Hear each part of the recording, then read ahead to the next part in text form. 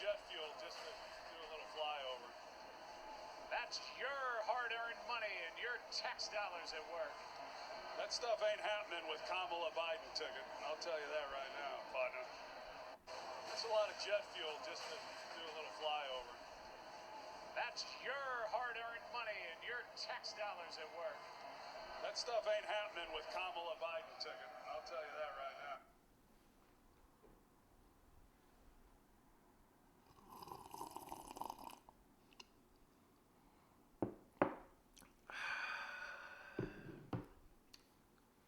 Well, once again we are live and I would like to welcome you all. Thank you for joining me. Welcome back to Planet Hog. You are an esteemed guest here. Man, I was actually wanting to talk about something else that I had seen on Twitter previously. But I saw that in my newsfeed because, as most of you know who've been following this, I'm not watching the NFL. I'm one of the defectors of the NFL for sentiments just like that. But so I haven't really been watching. However, because of all the spyware that we live with, my phone is always filled with updates from the NFL and things of that nature. And to be honest, I've gotten annoyed with having to mute or unfollow or block whatever the news stream is. I just scroll past it. But I saw that. I saw the headline that said Troy Aikman, Joe Buck, hot mic, mock flyover, and well, I was intrigued. So that was the audio that I played for you twice. That was Troy Aikman and Joe Buck. They were, according to the article that I read, they were hot mic'd, and I guess they didn't know it. The hot mic strikes again.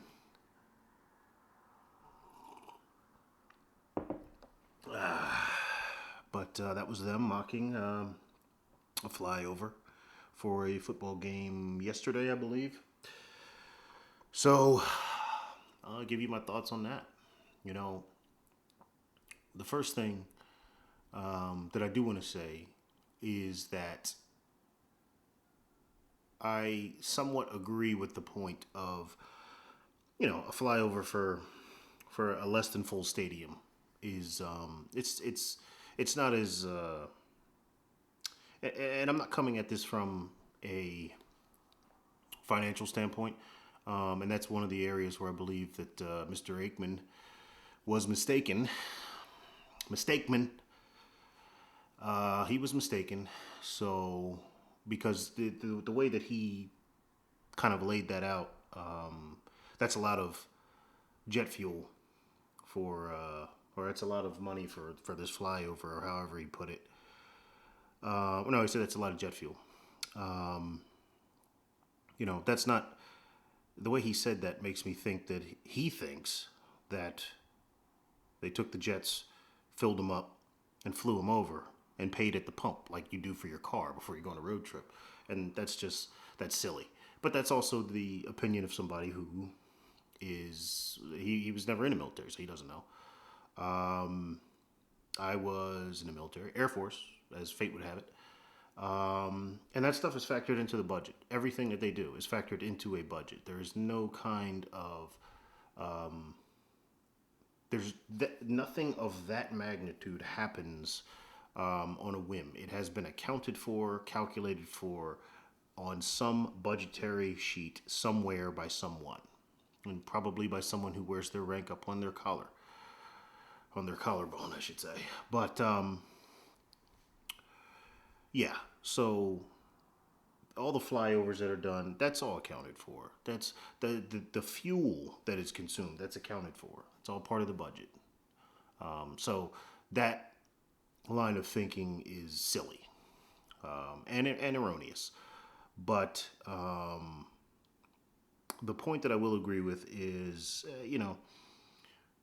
from a standpoint of someone who just loves airplanes, I love flyovers. Like, I'm the guy who will YouTube videos of sonic booms and just watch them on loop for, extended periods of time.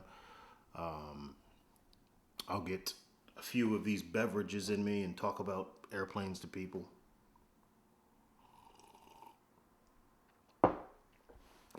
So, and I'm also a person that loves football. I mean, just because I'm not watching NFL doesn't mean I don't love the sport of football.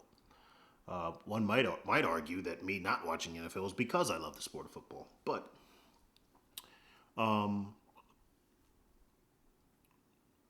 going to a football game, I'll give you an example. I went to a Jets-Dolphins game last year. Around this time, actually, with a few friends, and there was a flyover for that game. And I will tell you this. There is nothing better. I don't know how you kick off a football game better than that.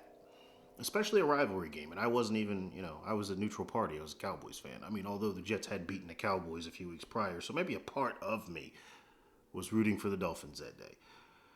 However, there's no better way to kick off a football game, in my opinion, than with a flyover. I mean, you got a giant American flag unrolled out there, national anthem. Just as you're hitting the last part, planes just fly over the stadium, man. That gets you going. If that doesn't get you going, then I hate you. I don't know. I don't know. If that does nothing for you, then you're a Martian. I don't know. But, obviously my opinion, but the flyover is very powerful. So my only objection is, if you're only going to have a half a stadium, it's kind of silly. Only from the standpoint of it takes away from it. You don't want to waste it on that, You're doing just a little day drinking with a bunch of your random friends. You don't break out the good stuff. You get a couple people over the house. They're just day drinking, boozing, whatever. You don't break out the good stuff. You get the cheap stuff that flows, and that's fine. Same thing here. So from that standpoint, not a fan.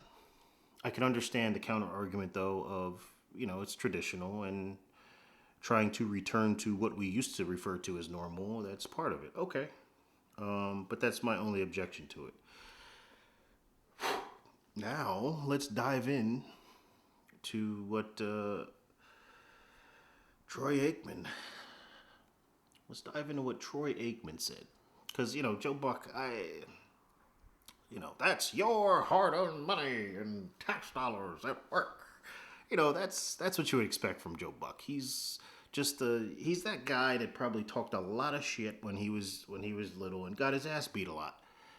And then ran and told on people. Like, that's what I see when I see Joe Buck. I see just a little punk that runs his mouth and, that's it. And then runs and tells. So, I expect that from Joe Buck. Joe Buck is,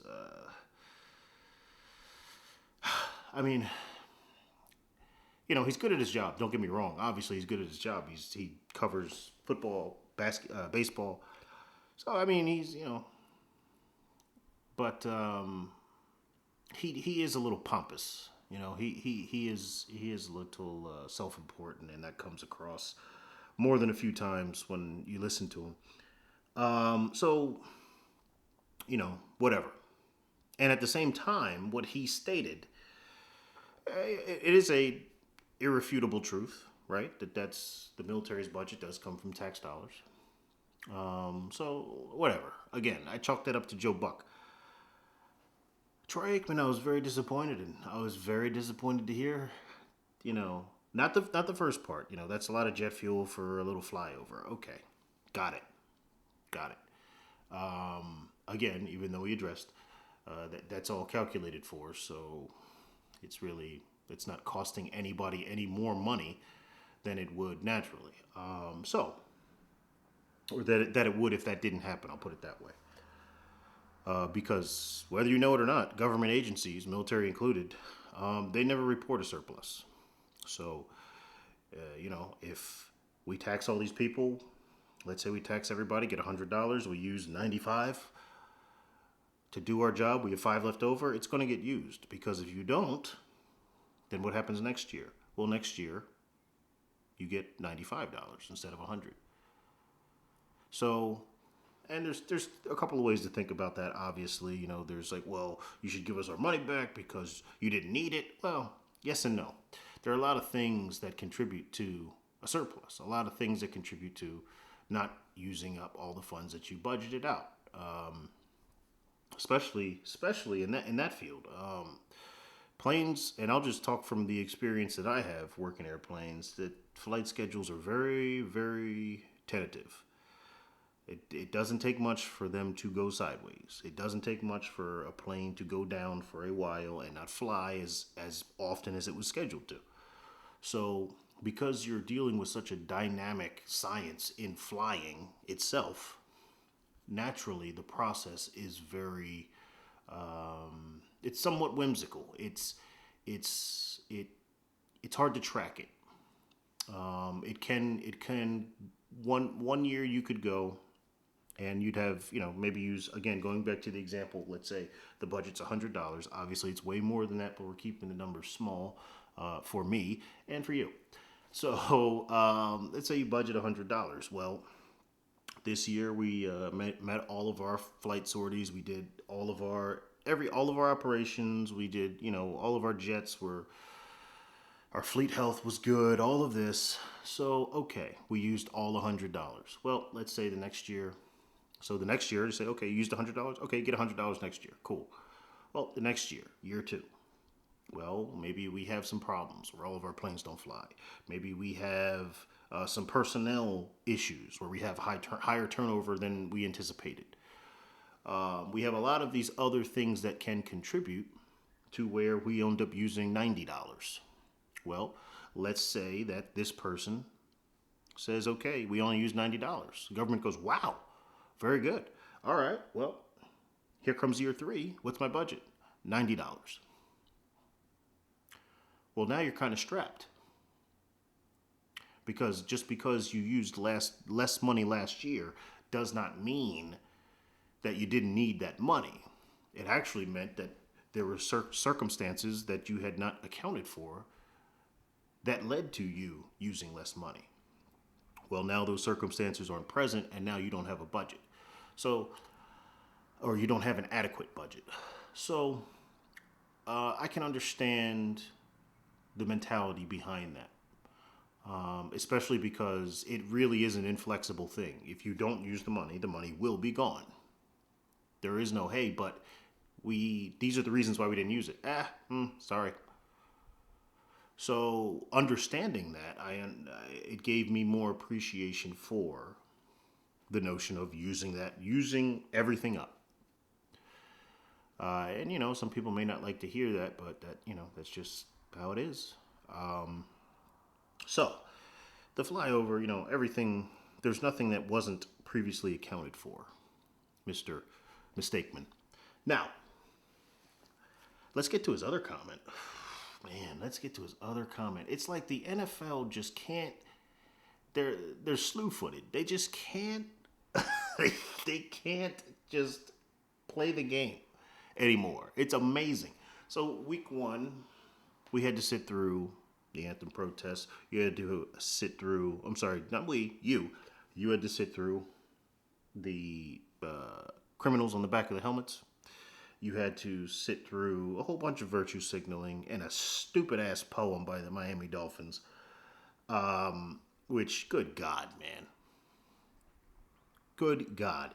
I don't know if it was just me, but the fact that they broke it up to where everybody read a little part, to me that only added to the suspicion and the stereotype that these people are stupid. It didn't help. It read like an elementary school, which doesn't help the stigma attached to football players and muscular people in general, right? So you had to sit through that. And then from everything that I read, and basically all of my knowledge on football comes from Outkick. I'll tune into their podcasts on YouTube because I'm a big fan of Jason Whitlock. Loved him on Speak for Yourself. So I'll follow there. A lot of my friends still watch, so they'll talk to me about it.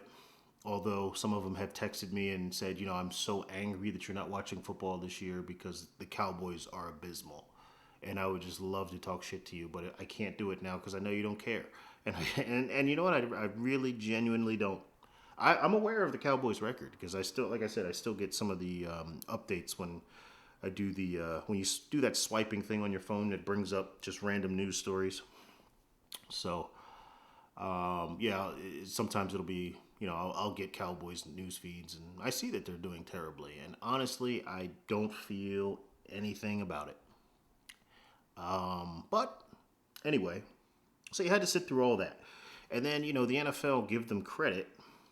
They've got their finger on the pulse a little bit more snugly than the NBA does, right? So the NFL first couple weeks, I believe, in counting Thursday Night Football, didn't do so hot. So they rectified, right? From everything I've heard, they've kind of done away with it and gone back to football. Okay, well now you got this, right? Now you got Troy Aikman saying that's not going to happen on a Biden Kamala ticket. Let me tell you. And you know what? On the one hand, I was disappointed to hear him say that. I really was. It's so crazy that people can't get beyond the man, the figure of Donald Trump, and get to the policy and get to the things that he's protecting. Because there are a lot of people who are voting for Donald Trump, some of which I have had a conversation with. I've had a conversation with a few people of mine, or a few friends of mine, who were previously Democrats, who said, I'm all in for Trump. All in. And I get it. But it's funny because they'll say, something to the effect of, I don't really like him, but I like what he's standing for, what he's championing, what he's protecting. And I had one say, quite frankly, the left is that he doesn't recognize the Democratic Party anymore. He doesn't recognize what it's become. And I get that. So there are a lot of people that are going to hold their nose and vote for Donald Trump. Fine. I just kind of would have expected, and some of them are latecomers, and, that's fine. But I would have expected somebody like Troy Aikman, and maybe that's an unfair stigma of mine, but I would expect a person that's a football player, but especially a quarterback.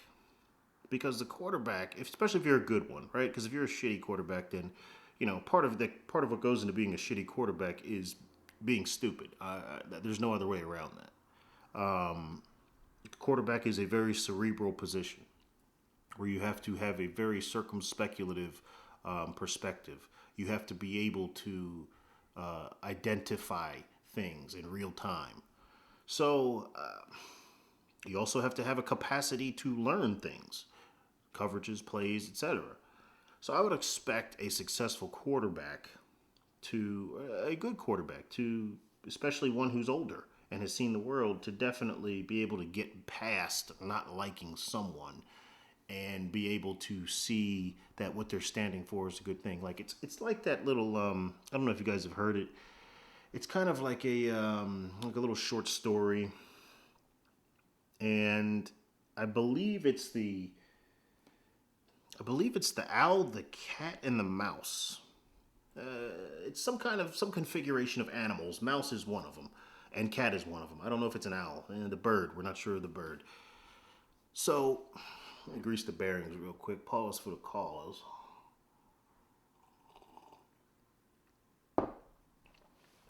So it goes something like this. There's a mouse running, and the owl sees him and takes a giant shit and covers the mouse in shit, right? And flies away. And a cat comes, plucks the mouse out of the shit, wipes him off, and then eats it. And the moral of that little short story is not everyone that shits on you is your enemy, and not everyone that gets you out of shit is your friend. So that's kind of the mentality that I would have kind of expected someone like Troy Aikman to have, right? So you're gonna have to tailor it a little bit. So here we go.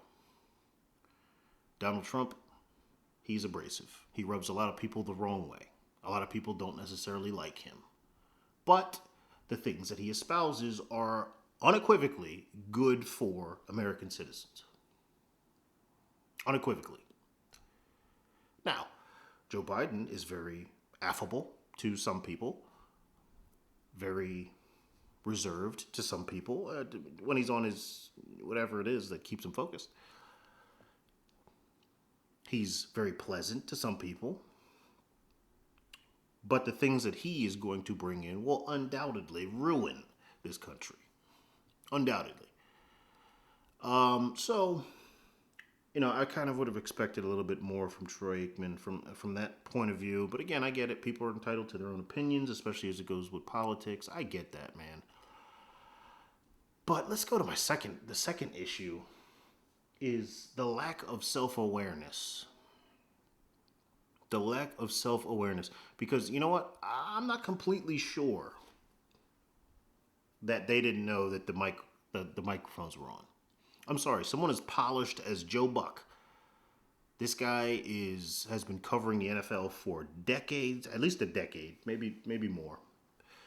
Definitely more than 10 years, but I don't know if it's at least 20 years. He's been covering baseball, and he's routinely bounced back and forth from baseball to the NFL as you go into October and baseball goes to the postseason, et cetera, et cetera. So a man with that kind of pedigree in this industry, and Troy Aikman has been calling games for almost 20 years at this point. So again, guys with this kind of experience, it's kind of hard for me to believe that they didn't know the microphone was on. I honestly think they knew it was on and they wanted to take a shot because for whatever reason, the flyover rubbed them the wrong way. And when people get hot and bothered about stuff, you'll see it all the time. You'll see it in politics. You see it in your life. When people get fired up and then they make that last little comment as a jab to get under somebody's skin. I don't know that they didn't know the microphones were on. I don't know that I believe that. Again, it would defy, especially when you had a situation with Tom Brenneman, who basically canceled himself by making a comment about Cincinnati and the denizens thereof and their, let's say, abstract sexual appetites. So, he made a comment about that in a less than politically correct way. So, and that was mere months ago, maybe 3 months ago. So I don't know how every broadcaster isn't hyper aware of that after that situation happens, right? So you take that and you apply it to, again, the experience of these guys. It's never happened before where they've made off-color comments on a hot mic and didn't know that they were mic'd. It's never happened. It's literally never happened since I've been watching football, which was religiously every year up till this year. So between these two guys, I'm not necessarily buying that yet. That they didn't know it was on. I think they saw an opportunity to take a shot. And look, the lines are drawn in the sand as far as the politics of this country goes. I think the lines are drawn in the sand, and now you're just kind of seeing the opening bombardments being fired from both sides. But I think all of the ranged munitions are checking and calibrating their ranges. I'll put it that way. So, I don't know that I believe that this was that. But you know what? Hopefully. I don't know. I don't want to say that. I don't want to say hopefully that people stop watching the NFL. Because if you want to watch the NFL, man, do you. And I've had to fight against that because it's very immature. It's a very immature way to be. Well, I'm doing it. You guys should do it too. No, do what you feel. But at the same time, don't bitch about it to me. Right? So if you're a person that is mad that you had these athletes kneeling for the national anthem and you don't like that, and rightfully so, I would agree with you. Or that you have these social justice messaging that you don't want to see, and I would rightly agree with you, but you still watch the game, don't bitch about it. I think that's fair.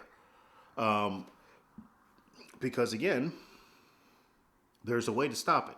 There's a way, but it requires some sacrifice. And a lot of people, the idea of revolution, the idea of changing something, the idea is what fascinates people, but they're not actually willing to put the work in to do it. And the work often requires sacrifice, some kind of personal sacrifice. So people are for a cause until it, puts them in a place of even momentarily being discomforted. So, if you want to watch. I'm not. I would have liked to have seen, I'm not going to lie to you, a situation like the NBA. I was smart enough to know that wouldn't happen because the NFL's network is much more vast, number one. And number two, the NFL already has a galvanized fan base because football's been under attack for at least 20 years. Because of CTE, because then you hear people like, oh, there's not enough women in football and all this other stuff. And then, you had the Ray Rice thing and all this other stuff. So people have been attacking football. Outsiders have been attacking football for the longest time. And then of course, with the spread of quote unquote multiculturalism and soccer becoming a bigger thing in America, everybody's like, well, we're going to call this football because this is real football. Okay. Well, football's been under attack for a while, so I get it. So the fan base of football has had to be more resilient to opposition. And I knew that would play a factor. That people, part of being a galvanized football fan is you dedicate to the NFL. I'm going to watch every game. I don't care who they are. I don't care if I don't like the team. I'm going to watch it because it's the NFL and I support football in America. I get that, man. I really do. This was a hard decision for me to make. It really was. In terms of what it would cost and the application of it, it was a very hard decision. In terms of philosophy, it was very easy. But, I would have liked to have seen that just because I think that's the only way that these people will learn is to hit them in the purse. And as I saw, the NFL's ratings are still down from last year, but it's not, it's not terrible. I think it's like 10% last time I saw, so that's not too bad. I don't know if it's enough to make a change, but at this point, man, and I'll do a follow up on this because the real question I have is, well, even if they did change, would you trust them? Would you go back? So anyway, I'll save that for another time. But yeah, so we had the little snippet from Troy Aikman and Joe Buck. And I will include a link to that in the description, link to the article as well. Appreciate you guys tuning in for this episode of Planet Hogman, and I will talk to you all tomorrow. Peace.